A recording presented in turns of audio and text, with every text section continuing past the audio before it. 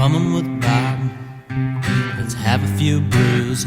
We'll have some fun with the bum wine crew. So kick your feet up and grab you a beer. 'Cause damn, man, I'm glad that you're here.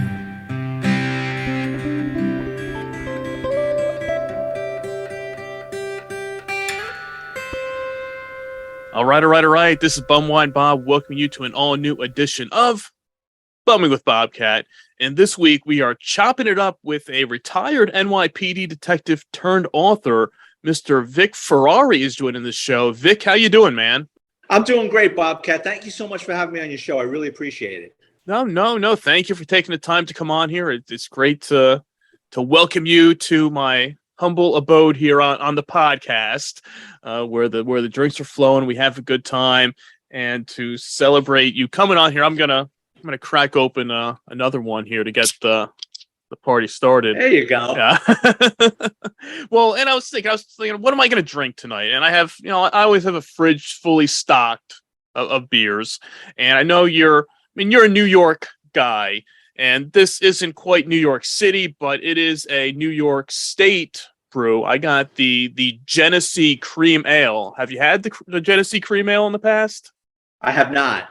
Okay. Yeah, this is more like an upstate New York. I think it's around like the Albany area. Where does it say here? Or Rochester. Okay, Rochester. So it's a New York beer. So I was trying to coordinate with you to be festive with it. I appreciate that. Yeah. So what are you drinking there tonight? I ran out of wine. I ran out of beer. So I knew I was coming on this show. I went to my liquor cabinet. Someone had given me a bottle of Kahlua. Oh. So I'm having Kahlua over ice with some milk. I guess that's a Black Russian or a White Russian? I guess more of a Black Russian, I guess, because I guess the White Russian Would be vodka, right? Vodka, yeah.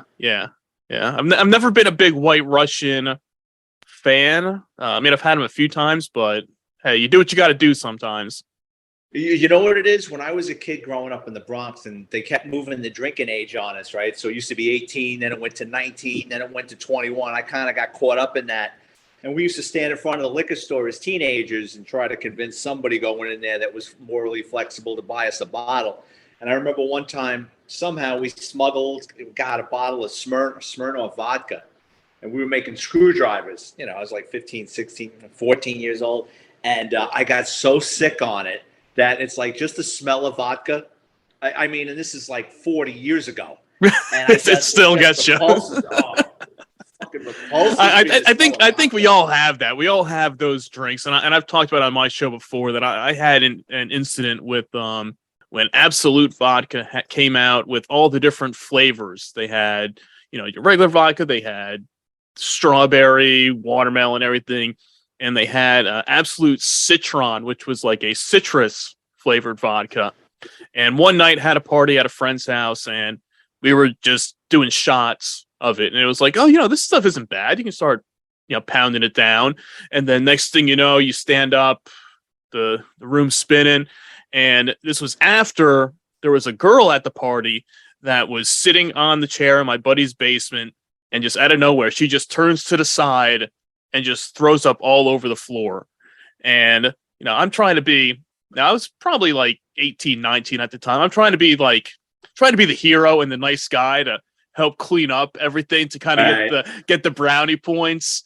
And I'm cleaning up the throw up down there. And all of a sudden, as I'm doing that, I feel myself like, oh shit, it's coming out. And I bolt out the basement to the backyard and then just violently throwing up over the fence. And that for a long time was my no-go drink, was that Absolute Citron. And years later, I finally overcame it to have it again, to take some shots. But I was like, no, I'm never going to go out of my way to drink this ever again. Yeah, especially it was fermenting in her stomach. Yeah. That's added a flavor of crap to it. Yeah. Well, now that we got the great stories out of the way, tell everybody, a little bit about yourself and kind of your backstory with everything. Sure. My name is Vic Ferrari. I'm a retired 20-year member of the New York City Police Department. I'm a Bronx kid, born and raised. I always wanted to be a cop, watching the Rockford Files and Dirty Harry on television. By the age of 10, my friends and I used to go into the local post office and steal FBI wanted posters off the wall. And we'd start walking around the neighborhood like a manhunt, have a wanted poster some guy wanted for a bank robbery in Texas. And we'd be in the local deli like, look at that fucking guy over there, like pointing to some, construction worker getting a sandwich. Like, lucky we didn't get the shit kicked out of us. By 20, I took the police exam, and by 21, I became a member of the New York City Police Department, where, like, again, I worked 20 years. I worked in a lot of different units, DUI. I was in plainclothes 15 out of my 20 years. I worked in the Manhattan North Narcotics Division for a while. And my last 10 years, I was a detective in the NYPD's Auto Crime Division. So chop shops, exporting stolen vehicles out of the country, changing vehicle identification numbers on stolen cars, and then the garden variety pain-in-the-ass car thieves we used to pick off from time to time. I retired after 20 years. I moved down to Florida, and I got into writing, and I've written a series of books about my experiences with the New York City Police Department. Now, were you always into writing beforehand, or was this something that just once you were done and, your police days were over, you're trying to find something to do and you're like, you know what, I have all these stories. If I can put them into words, people will enjoy it. Yeah, that's exactly like it never occurred to me to be a writer or to write things down when I was active. And when I moved down to Florida, I was bored out of my mind. I became a cop down in Florida for like 10 months, and it wasn't for me. I went from working in America's largest police department as a detective to going back out on the road as a 40-something-year-old man. And now I'm dealing with drunks. Now I'm dealing with domestics again. And down in Florida, it's a lot different than New York, right? So, like, I remember spending a day in training down in Florida on how to wrestle a gator. I'm like, fucking alligators? Like, we had crime. We didn't have alligators. Like, can't we just shoot these fucking things? And like, nope. You either got to wrestle them or call animal control. And I remember they gave you duct tape to keep in the trunk of the radio car in case you came across one of these things. So I said, you know what? This isn't for me. I re-retired. And at the urging of friends and family, they said, you got all these great stories. You should really write a book. And I did. And it started to sell. And I wrote another one. And before you know it, I've got 6 books, 4 of which about my former employer. And it's kind of become a cottage industry for me. They're selling. And then, people like yourself with podcasts and radio interviews are nice enough to put me on your show to promote my books. No, you can't go wrong there. I could tell you being that guy that had the stories at the parties of, okay, like, guess what I got into this week, and who did I put away? Who did I run into? And it's like, okay, well, yeah, why don't you put this into writing, and people will like these stories. Anybody in law enforcement, especially the NYPD, could write a book. I don't know why they don't. But there's just so much going on. I equate a 20-year career with the NYPD as like having a front row seat at the circus. You got fire eaters, you got clowns, you got guys picking up, shoveling shit after the elephants. I mean, there's just so much stuff going on that, you just see so many things, I just got a wealth of information. That's why I started churning out these books. Yeah, and you go and you see a variety of different characters out there. I know that for sure. When you say comparing NYPD to just regular Florida, like hitting the streets, I mean, the characters you see in New York has had to be totally different animal compared to, besides the gators that you can't shoot out there. But it's got to be totally different, like comparing the two sides. Oh, yeah. So in New York, right? Let's say you pull up to the scene of a shooting, right? There's a guy shot 30 seconds in the past. Nobody saw anything. I mean, you literally got to start dragging people into hallways like, come on, man, I know you saw what happened. Nobody wants to give up because they live there. No one wants to get involved, right? In Florida, with a car accident, you'll have 15 old people hanging around wanting to give their name. I saw it, and he was following too close. I mean, I couldn't believe it. Like, I was like, all right, I got 6 witnesses already for a simple car accident. You can go, you know what I mean? It's not like the OJ trial. Yeah. So, yeah, it was, you got a lot of retirees down here with nothing to do, and they kind of want to get involved. They're good people, but they can be a pain in the ass too because they get into everything. Yeah, they're just nosy. It's nosy people. It's like, Yeah, they got nothing else to do. They're exactly. peeking out their window, peeking through the curtains, Like, oh yeah, there's some random guy walking down the street. They're calling the cops on. I was like, it's just walking down the street, not causing any trouble. Well, it's funny. So the NYPD, we had auxiliary cops, and I mean, God bless their heart. They really try to do the right thing, but it's like everybody that couldn't pass the police psychological or the police physical exam, that they're hanging on to that dream, and they become auxiliary cops, and they often get themselves in trouble. And then down here in Florida, they had the department I was working for. They used to call these old people that would volunteer vipers, which I thought was the funniest thing in the world. And they would give them a car to drive around, and they were getting into trouble, like calling things in. You know what I mean? Like suspicious packages and stuff would turn out to be someone's lunch at a bus stop, and it's just nickel and dime bullshit. Yeah, so I mean, I think, like I said, once you retire from NYPD, that right there should have been like the bow on your police career at that point. Like you said, when you went down to Florida, it's like, you know what? I think I've had enough of this. It's like Lethal Web is like, I'm too old for this shit at that point. It's like, you know what? You put in your time. You did your job well. Like, look, I got to move on. They hired me. And I mean, I had to take a 2.5-week course and pass the state exam. And then the police department picks me up. They hire me. And then it was a couple of months of training. And I knew by the second week, I said, what did I get myself into? And I was never a training guy. The NYPD, there's tons of training, and everybody's always trying to get out of it with court notifications or, pulling a fast one to get out of it. And I was just like, I knew it. I knew I had one foot in the shit, and I was like, I might as well put the other one in and just see how far I'm going to take this. Yeah, I know. See where you end up. And then it's like after 10 months, you're like, all right, you know what? I tried it. It's not for me. I'm done. It's time to move on. I came in to resign on my day off. I went in, and the chief was like, oh, no. I was like, no. I says, I appreciate everything, but I don't want to do this anymore. And he was like, well, how about if we make you a detective? I go, well, the guys won't respect me. I says, you're going to take a guy that's been here a couple of months and you're going to make me a detective? The guys won't respect me. He goes, well, how about I put you on days? Because I was doing midnights. I go, same thing. I'm jumping guys with seniority here. Yeah, I'm 20 years with the NYPD, but you got guys that worked here that deserve it. I go, no, it's just time to go. It felt right. Yeah, and then I guess after that, then was the time when you were like, you know what? I'm going to try my hand in the writing side of things. Yeah, that's exactly what happened. And I just started stringing these stories together, and then the books came out. Now, I guess when it comes to writing the books and releasing them, it's a lot easier now these days compared to how it would have been back in the day of trying to get a book published. So how's that whole process for you? Is that an easy process to go through of actually taking your pen to paper of writing the book and then getting it actually published? I'm just wondering how, compared to like how it used to be with going through, publishers and this whole big process, but now with things like Amazon and online books, what's the difference now with it? Sure. So in the old days, right, like before Amazon, writers would write a manuscript. They would send it off to different publishing houses where it would go to different people and it would sit on their desk, and they would either green light it or send you a letter saying thanks, but no thanks. And when a publishing company says options your book and says, yeah, that's great. Well, they're going to do all the work for you. They're going to edit it. They're going to create a book cover. They're going to get it into brick and mortar stores. They're going to advertise it. But guess what? You got a partner. Now you're splitting everything with them. Yeah.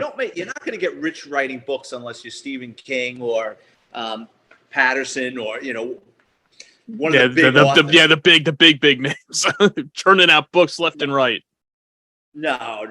So what I did was I said, all right, I'm going to self-publish. And, you start Googling and researching things, and all these companies pop up. Yeah, give us $5,000, give us $10,000. We'll do everything for you. But you still have a partner, and they still want their cut. So what I figured out was write the book, edit it the best I can, find a professional editor. I run my books through 2 rounds of edits, a professional copy edit, a professional proofread. I have a company called ebooklaunch.com. They're a great service up in Canada. It's an a la carte service. They do everything from your book cover to your editing. And even after your book is all put together, then they'll format it for you, and put it in 2 different files, one for ebook one for paperback, and they do everything for you. For me, for a paperback, cost me about $2,500 all in between the editing, book cover, and formatting. And then I just upload it into Amazon, and Amazon takes care of the rest. So if you see one of my books online and go, hey, that looks interesting, and you pay for it and you click it, I'm not shipping you a book. Amazon has my file somewhere, I think it's in Lexington, Kentucky, and they print to order and they mail it out to your house. I don't touch books. Like people say, oh, send me a book. It's like, I only have a couple in the house for friends and family. You know what I mean? It's not like right. Like yeah, you got boxes and boxes in the garage. Yeah, yeah. I'm not going to Barnes and Noble, with a trunk full of books, begging to see the manager. It's not worth it. But Amazon, they take their cut, but it's nowhere near as much as it would be if I went through a major publishing company. But the difference is when you self-publish, it's on you to market your book. And if you're for new authors out there, it's like you've got to do podcasts, you've got to do radio interviews, you've got to be interesting. You know what I mean? You've got to be able to tell a story. You have to know how to digitally market it. You got to get a Twitter account, Instagram, Facebook, and that takes up a third of my time besides the writing. Mm-hmm. You know what I mean? There's not a day goes by where I'm not doing something online promoting my books. Right. And you say, because you're out there, you got to keep pushing it no matter what. Say, oh, hey, new book is out here. Go take a look and see. And you got to get people to find it. And it's hard enough as it is with all the algorithms when it comes to social media and what shows up on people's feeds, what doesn't. And you got to find that sweet spot of those keywords that will somehow get picked up so that it bumps you to the top of the list.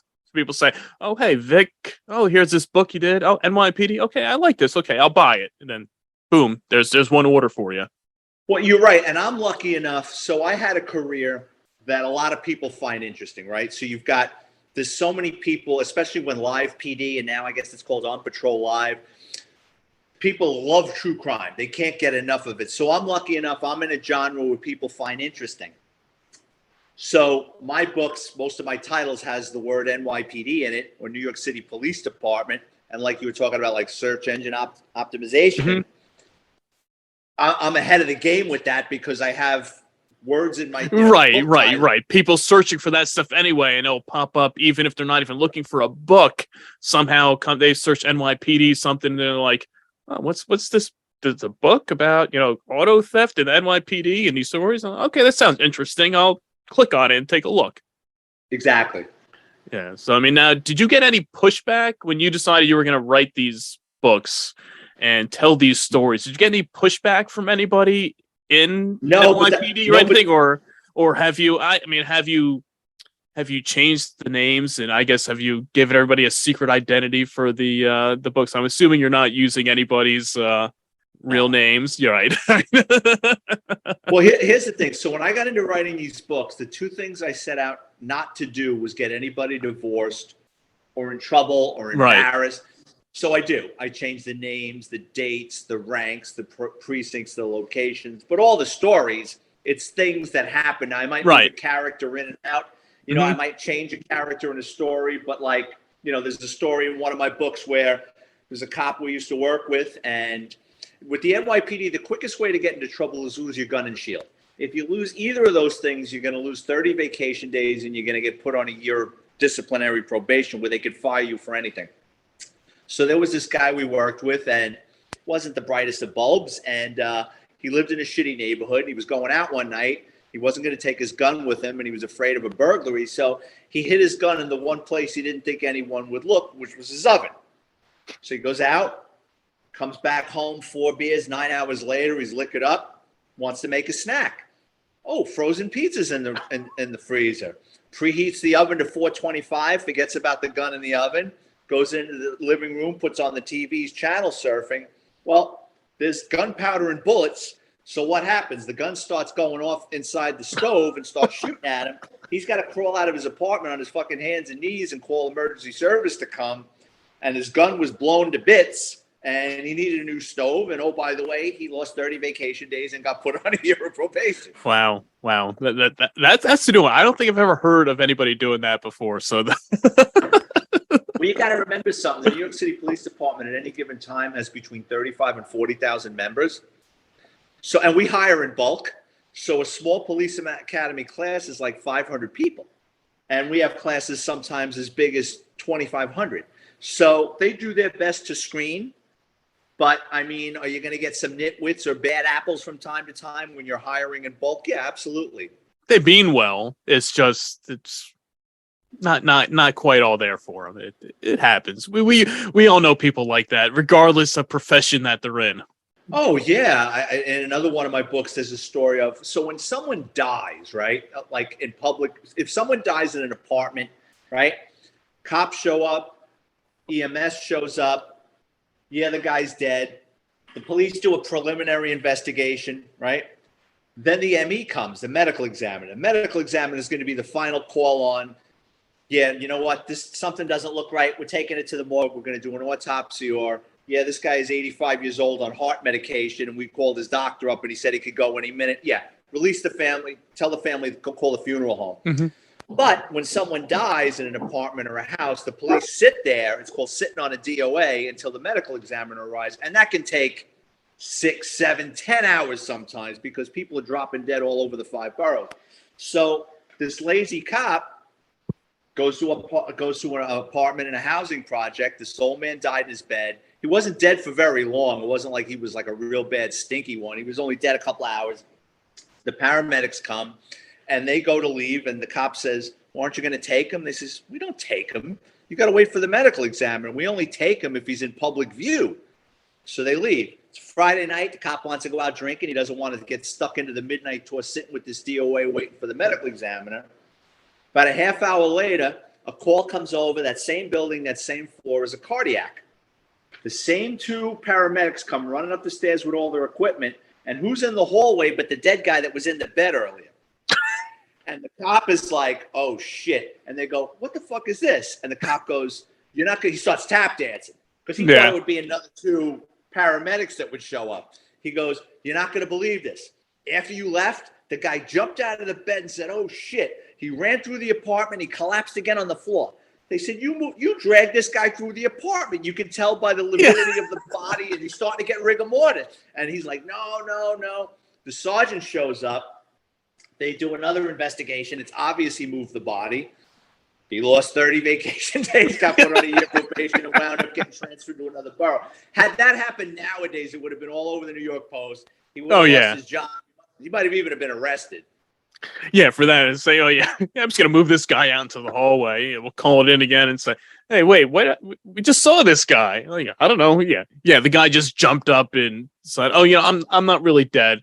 And then he decided, oh, wait, no, now I'm dead out in the hallway. Somebody please move me out of here so this guy can go out drinking. Yeah, I mean, we get people like that. I mean, it's sad.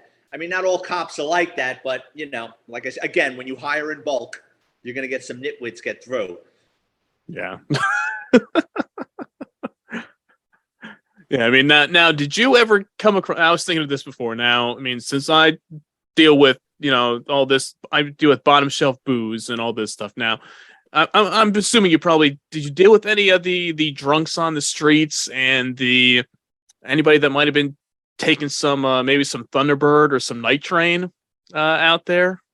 Oh, yeah, you deal with drunks all the time, especially when you work in the midnights. There's, bars trying to throw out a drunk, or someone's in the street in front of a bar all tuned up.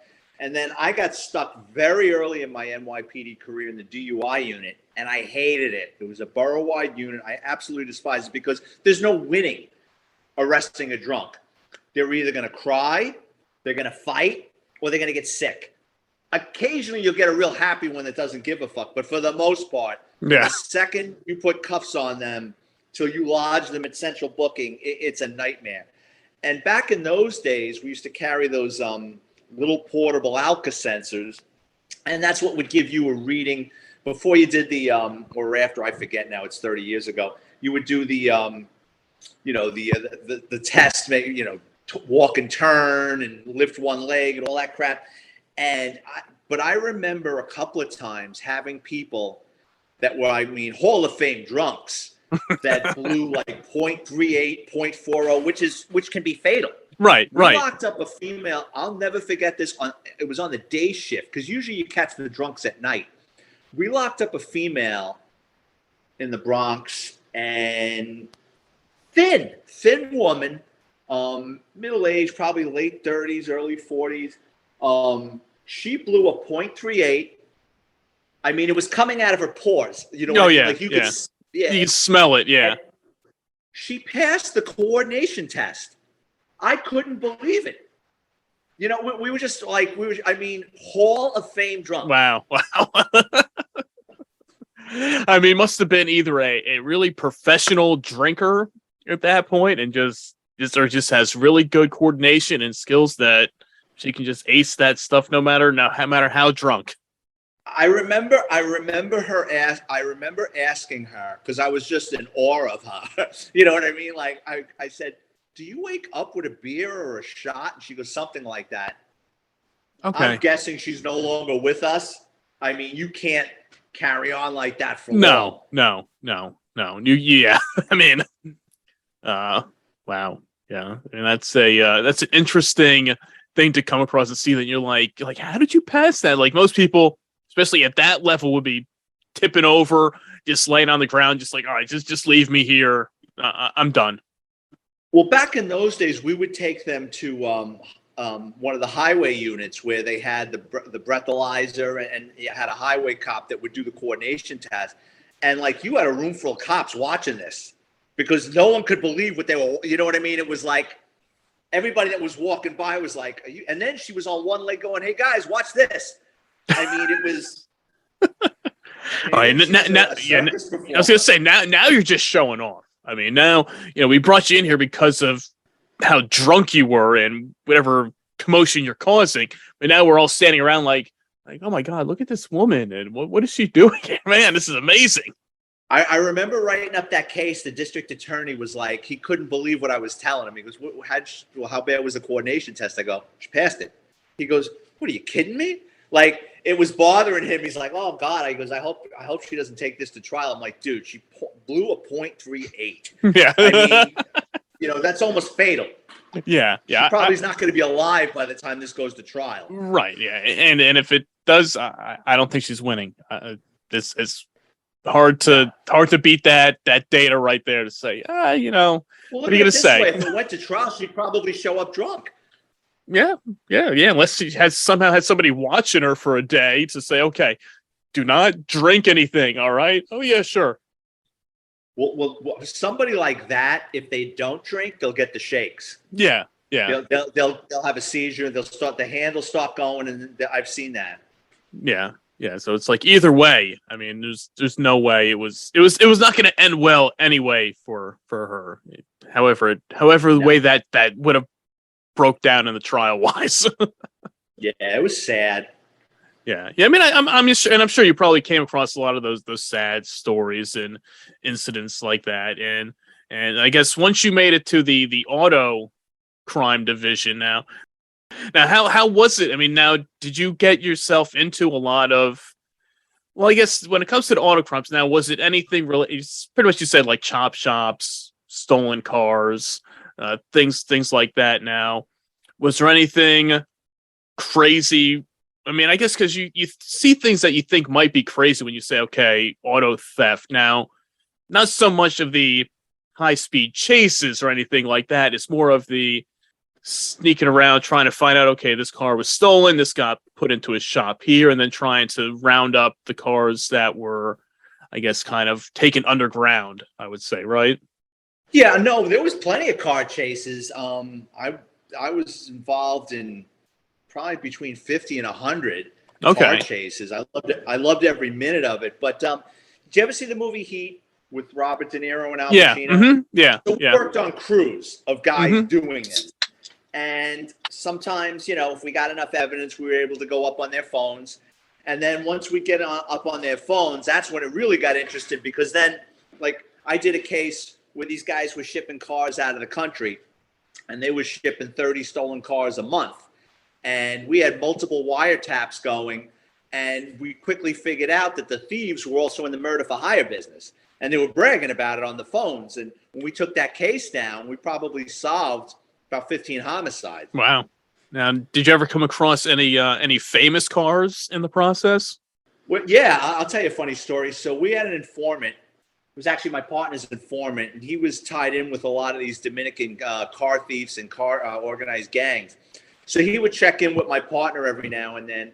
And he calls him up one day and he goes, "You're never going to guess what happened over the weekend." And we said, "What happened?" He goes, me and this guy Horatio, who's a known car thief. He goes, "We're going down the West Side Highway and we see Mike Tyson driving a Ducati, which is an Italian motorcycle. Back then it cost 30 grand, and that's like 25 years ago. God only knows what a Ducati goes. Oh yeah, now. yeah. So he goes, Horatio says to me, "I really want that bike." He goes, so Horatio follows Mike Tyson to the Javits Center. There was some kind of event. Watches Mike Tyson park his Ducati on the street and go into the Javits Convention Center. Horatio jumps on the bike, breaks the ignition, drives the Ducati back up to Washington Heights. And I go, "Where's the bike?" He goes, "It's in his apartment." So Horatio lived on the first floor, got the bike into the apartment. I go, give me the apartment number. We're going to get a warrant." He goes, "Well, hold off on that." He goes, "He's going to steal a couple." He goes, "He's got a couple of stolen bikes in his apartment already. He's going to ship them to the Dominican Republic." He goes, "I'll give you the shipping container and I'll give you all the information." We said, "All right." This guy was giving us so much stuff, we literally forgot about it. A couple of weeks later, it was a Sunday.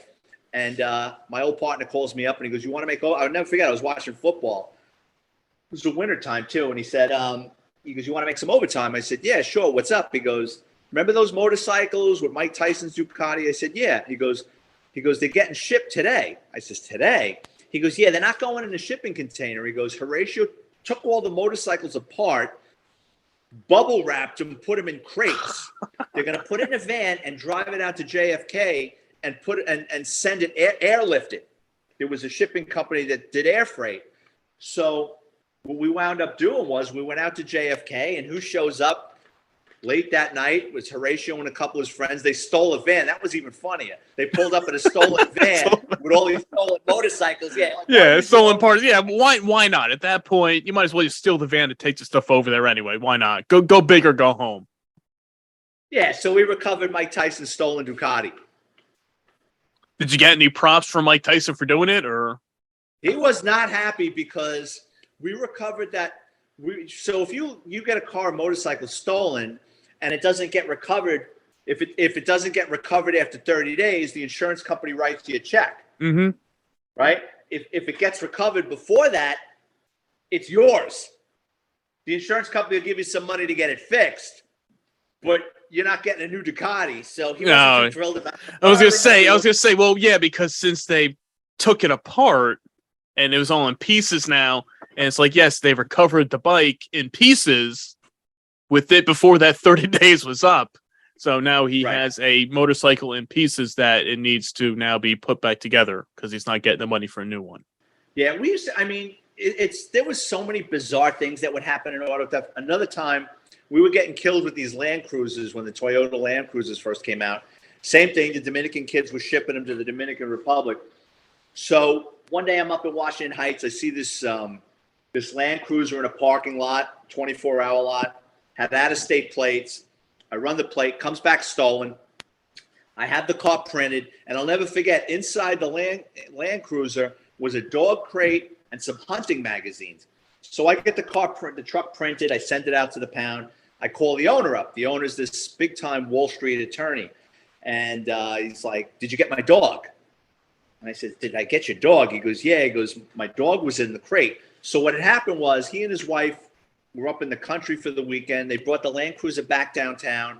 They were taking their stuff out of the Land Cruiser to go up into their apartment. He left the key in the ignition and the motor running. Guy jumped in the car and took off with his dog. I said, "Shit." I said, "No." I says, "The crate was there, the hunting magazine's the dog." He goes, "Listen," he goes, "I paid $5 grand for that dog. It was a Chesapeake Bay Retriever." He says, "I'll do anything to get that car back." He goes, that dog back. He goes, "Can you help me?" I says, "I'll look into it. I don't really know. You know, it's a long shot." So I grew up with a guy I went to Catholic high school with. I was best man at his wedding. He was a sergeant in the fingerprint section. So fingerprints get submitted in order. Homicides go first, robberies go second, burglaries go third, and then a recovered stolen vehicle goes in the bottom of the list. So I call him up. I says, "Can you do me a favor and move mine up to the list?" He goes, "Yeah, no problem." A couple of days later, he calls me up. He goes, got a hit. He goes, I don't know how easy it's going to be for you to find this guy. He's like a street guy. He's got like 1 million arrests all over the city. Heroin addict, homeless guy. He's a road pirate. Road pirates are not professional car thieves. Those are the guys that break into your car and steal your DVDs or pull your radio out. He's an opportunist. He's not a professional car thief. Yeah. So what this guy did was he stole the Land Rover, Land Cruiser, brings it up to the Heights, but he's got no connections to get rid of this car. He's going around the neighborhood. He doesn't know anybody. None of these body shops are going to take his word for it. They think he's a cop. He doesn't know anybody. So what happens is I file what's called a wanted card on him, which means if he gets arrested again, they'll send a fax. I'm dating myself. They'll send a fax to my command saying, hey, this guy got arrested in such and such precinct in such and such borough. If I could pull him out of the system before he sees the judge, or wait for him after he gets arraigned, I get him. But it's not like they're going to hold him forever for me. So I was going home one night and I see that he got collared in Manhattan. The next morning, my partner and I run down to court. Judge releases him on no bail. And as he's walking out of the courthouse, we grab him, bring him into the precinct, and I show him a bunch of photos of the truck. And I go, did you steal this truck? No. Have you ever been in this truck? No. I want to lock him into the statement that he was never in the truck. Well, if you've never been in it, how are your fingerprints in it? So finally, I lock him into the truck, and I go, listen, Angel, I said, you're going away this time. I says, I promise you I'll have the district attorney throw the book at you. I go, where's the fucking dog? And he looked at me, and I says, if you tell me where the dog is, I'll talk to the district attorney. Maybe you get a year on Rikers Island. I said, I'm telling you, you're going to go upstate with your record. So he goes, I sold it up in that neighborhood. I go, do you know where? He goes, I think so. So we put him in the car. We drive up to the neighborhood. He goes, it's in one of these buildings there. Within 10 minutes, this woman in bright pink spandex, which, by the way, spandex is a privilege, not a right, comes walking out of the building, walking this Chesapeake Bay, I ID myself, and she was like upset. She did not want to give up this dog. I go, lady, it's not your dog. Right. So finally, she complied. She gave the dog up. Well, the guy went bananas. He goes, how much did he goes, by the way, like, how much did that dog that I stole, how much is it worth? I go, $5,000. He goes, $5 fucking grand? He goes, I would have never have told you guys where that dog was if I knew how much it cost. So he got, I think, a year on Rikers. I kept my word. And the guy got his dog back. So, those are like every now and then you come across like a heartwarming story or something. Yeah. Something with a happy ending. Now, did he say how much he sold the dog to that lady for? Oh, it was like $20. I was gonna say, I know when you That's said why that. I'm so upset. Yeah, I was gonna say when you said that the dog was, $5,000, and he's like, "Oh shit, I could have got that much." I'm wondering, how much he actually got for it. Well, right, and he thought the truck was going to be his payday. He thought he was going to get like $1,000 or $2,000 for the truck, and no one, That was picking up a truck from. Well, yeah, from how you describe this guy. I just have a picture in my head of what he would have looked like and his demeanor. So I know that nobody would trust him. Did you ever see Al Pacino in Serpico? He had a long beard. He looked like a garden gnome. He was tall, greasy with a beard, pockmark, crack marks all over his arm. He smelled. I mean, he was not long for this earth either. Yeah. Nobody's saying, "Oh yeah, here, let's buy a truck from this guy." No, hard pass on this. No, at the body shop, they would have beaten the shit out of him and taken the truck. What's he going to do? Call the police? Yeah. Oh man, these guys just beat the shit out of me and stole the truck that I just stole. I mean, my truck that I had, and I totally own this truck. It's not that I stole it from somebody else and then sold the dog that was in there for $20. No, I would never do that. Yeah, I can't produce any paperwork for it, but take my word for it, it was mine. Yeah. Man, I give you a lot of credit. I mean, it takes a special person to be out there and living that life and doing that job out there on the streets, especially in NYPD. You're not out in, like you say, compared to where you were out in Florida or in just being in any other state, any other county PD. But in NYPD, I mean, that's a whole different animal out there. So I give you a lot of credit for living that life for that long and putting up with this shit for the most part. I appreciate it, but I loved every minute of it. It was it was everything I always wanted to do. and I got to work in the one place that I always wanted to work. So, I mean, I've got no regrets with my police career. You know what I mean? I loved every minute of it. When it was time to go, it was time to go. But no, I'm grateful that I had that job and I worked where I worked. Yeah. Now, when it was the 20 years and everything was up, now, did you want to stick around in there, or was it like, you know what, you had enough? It's like, okay, you can get out and retire now. It's like, you know what, I'll take it and go. Well, I got out in 2007 and things were quickly changing. And I worked in that office for 10 years and I found myself as the old guy. I mean, I was only in my early 40s, but I was the old guys in the office. The millennials were coming up from behind me. In the NYPD, and this is going to sound, I'm pumping myself up, but you're definitely penalized for your competence. So if you can do something and someone can't, they're just going to keep feeding you the work. Because it's civil service, they can't get rid of the guy right away. Yeah. So guess what? You're doing it. And the NYPD, I mean, even though I was in plainclothes, you're still in uniform quite a bit. Like, you could be working on the most sensitive, important case. A parade comes up, a demonstration comes up, a riot comes up. Hey, throw on your uniform tomorrow at 5 a.m. or 3 a.m. Be out in Brooklyn at the piers. There's a tugboat strike. Or 17 out of my 20 years with the department, I worked Times Square during New Year's Eve. You know, I was down at Ground Zero the day it happened. I was there for weeks. You know, I don't regret any of this stuff, but they never let you forget you were a cop first, no matter what you were doing. And it was just time to go. You know what I mean? It's it wears on you. There's a lot of different hours. You're never doing steady hours. Court, you know, you're working nights. Court comes up, that takes precedent. You're getting done at 2-3 o'clock in the morning and you find a notification on your desk. Guess what? You have grand jury tomorrow. You're going home. You're getting 2 hours sleep. So there was a lot of that. And I was like, it's a young man's game too. Yeah, it really is. So it was just time to go. Yeah. And hey, and you transitioned nicely into the now author side of things to tell your stories about it. So for you, that has to be nice to make that transition and say, you know, you can still live that life you had through your memories of it and telling these stories and putting out these books. So that has to be fun too, to go back and now kind of relive that stuff as you write the stories about it.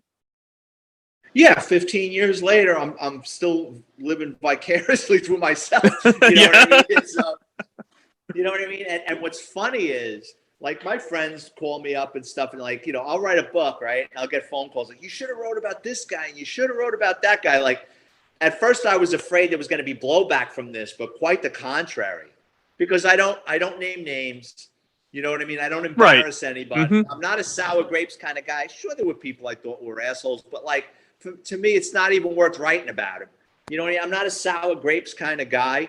You know what I mean? I walked out with a great career. I got a pension, and again, it's affording me a second career. Yeah, and like you said, once you do one book and people like it and enjoy it, and they say, "Oh, you should have wrote about this guy," you're like, "Well, stay tuned for the next one, and then the one after that." And that, as people want to either, or somebody can bring up a story to you, and that kind of triggers the memory that maybe you weren't really thinking of, and then you're like, "Oh shit, I should write about this one next." I mean, like I said, you have a whole bunch of books already out there. You know what? 1, 2, 3, 4.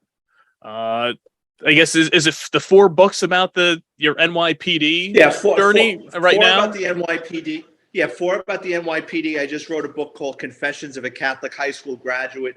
That's about me growing up in the Bronx and being a little scumbag before I turned my life around. Yeah. And then I wrote another book, Dickheads and Debauchery and Other Ingenious Ways to Die. That's the ridiculous things that people do to shorten their life expectancy.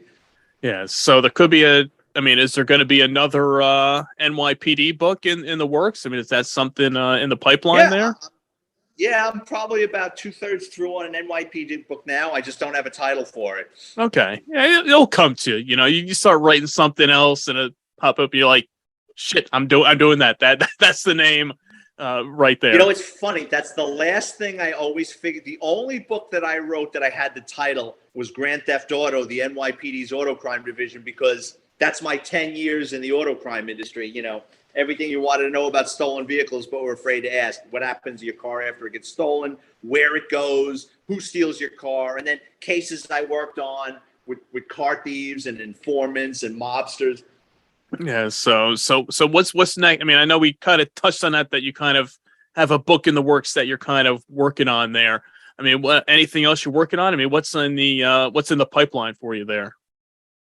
Just the book I'm writing now. I mean, all my books are similar in that there's no beginning, middle, end. They're just a series of short stories. There'll be a chapter, like one of my books is a chapter, Police Corruption. It's called Crossing Over to the Dark Side. And that chapter is about police corruption, why cops go bad, cops that I knew that went bad, stories that I heard. So, they're great travel books because they're quick reads, and there's a chapter and boom, there's 3 or 4 stories. There's another one of my books, there's a chapter called Practical Jokers, and it's what goes on in the station house, in the locker room, and the shit that we were always doing to each other, be it pouring cornstarch down the vents. So, and then right. The stuff you got to do to pass the time and help keep your sanity while you're working a job like this. Yeah, there's a story in the NYPD's Flying Circus, Cops, Crime, and Chaos. I was going out. You work in a detective's office. You got 20 pairs of trained eyes watching your every move. And I went upstairs. It was towards the end of my shift. I came back. I changed my slacks. Had a date. One of the guys on my office realized it. When I went to get a cup of coffee, I sat down in my chair and I got the wet ass. I pour a glass of ice water. So oh shit, everybody's laughing. I go, you got me. Went upstairs, changed my slacks, went downstairs. Across the street from our office was a pet store. So I went into the pet store and I bought 100 crickets. Apparently you feed snakes or lizards with these fucking things. I got a bag and they smell too. And I got 100 crickets in a plastic bag. I went into the parking lot. I found his personal car. I used a Slim Jim. I popped open his door. I cut the bag. I dumped the crickets in the back seat. The fucking guy wound up having to sell his car because even after he roach bombed it a couple of times, he didn't get them all. And then they'd start fucking breeding back there. Mm-hmm. So, I mean, it was a shitbox car. It was like a Delta 88 or something. He wound up having to sell it. Wow. I'm hearing that story and I'm like, and that's some serious shit right there. But funny. Oh, it's funny. It's funny. And what book is it? NYPD Through the Looking Glass. There's a story. There was a guy. They used to fuck with him so bad. I mean, he was an asshole, but they used to fuck with him so bad. It's just when Rogaine came out, and the guy had a bottle of. He left his locker open, and you could see the bottle of Rogaine up there. So 2 of the other guys stole his Rogaine. They poured it in another container, and then they poured wood varnish stain in there. And then he shellacked the top of his head, went fucking crazy. Like they had to restrain him. He lost his mind. I can imagine. Yeah, I mean, you screw with the wrong person, and they're gonna flip a shit on you. Oh yeah, there was a short guy in the locker room nobody liked. He would always take his boots and he would stand on his tippy toes and put them on top of the locker to air out. So we crazy glued his boots to the top of his locker, and he was short. So it's funny watching this guy on his tippy toes trying to pull the boots off. So finally, he had to get like a step ladder, and he took a knife and he cut the soles off his boots to kind of get them off. And he was so cheap, he didn't buy another pair of boots, so he walked funny until he wore them off because he had to cut the. It's not right. It's not going to be even. Walking a little lopsided there until he wore it down enough to kind of even it out. Yeah, like why are you're going like side to side when you're walking? Don't worry about it. He's just waiting for it to wear enough so it kind of levels back out again. Exactly. The stories you have here, just from talking to you, I can imagine what else is out there within these books you have there. So I'm definitely going to be checking them out. And I got to see what really goes on out there. But hey, Vic, I appreciate you taking the time to come on the podcast and chat with me. Have a drink. You want to tell everybody where they can find you on the social media and all that good stuff? Sure. So if you go on Amazon, just go to the book section and type in Vic Ferrari.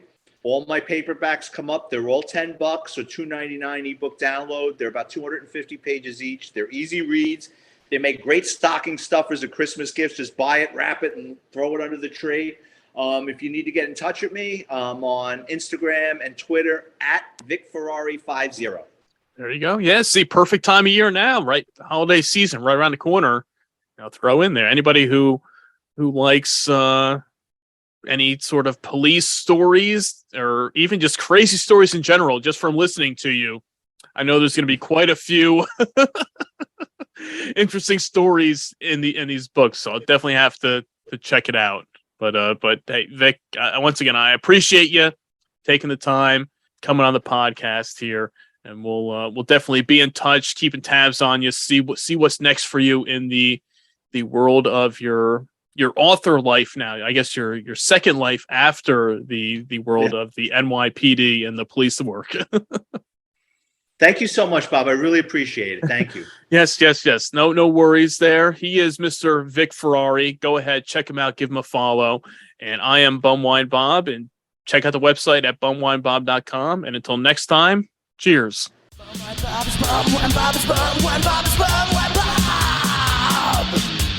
I need a beer.